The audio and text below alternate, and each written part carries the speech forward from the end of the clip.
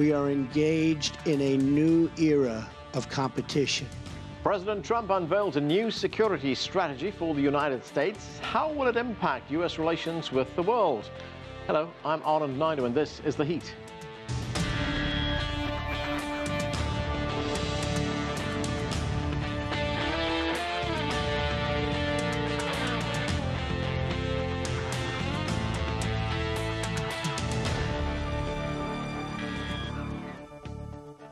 U.S. President Donald Trump presented his view on policies for his administration, and not surprisingly, the theme was America First.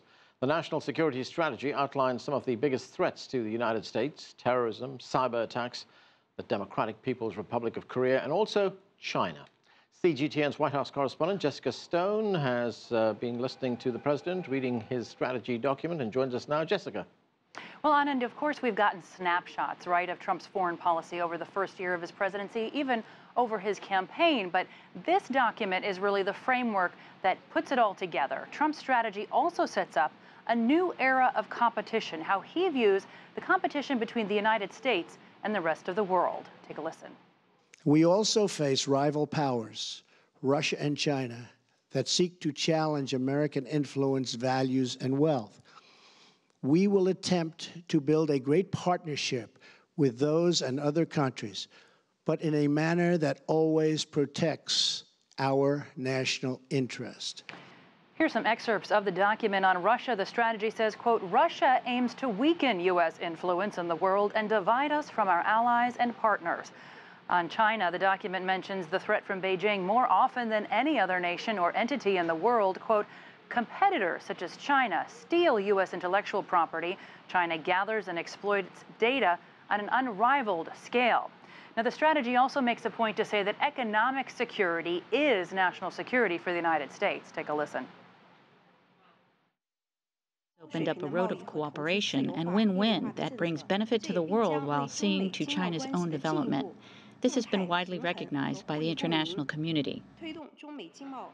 Sorry, that's actually the defense from Beijing's foreign ministry this morning ahead of the speech to some of the claims made in the document. But you know, one thing that separates this security document from years past is Trump's declaration that U.S. economic security is U.S. national security.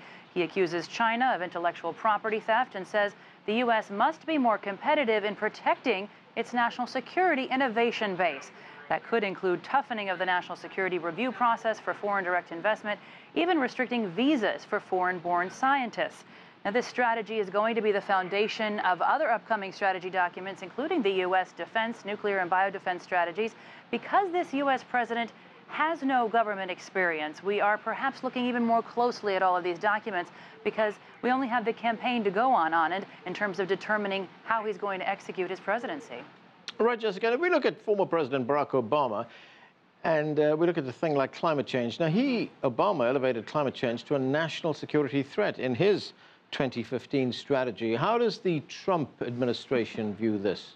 I don't think you'll be surprised to hear that there's actually no mention of climate change as a national security threat. You know, this is the administration that pulled out of the Paris Climate Accord, essentially said we'd like to renegotiate it if we can.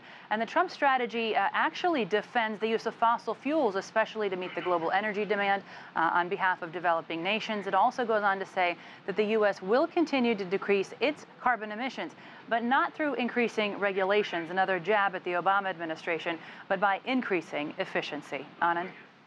Thanks, Jessica. That's Jessica Stone reporting from our studio.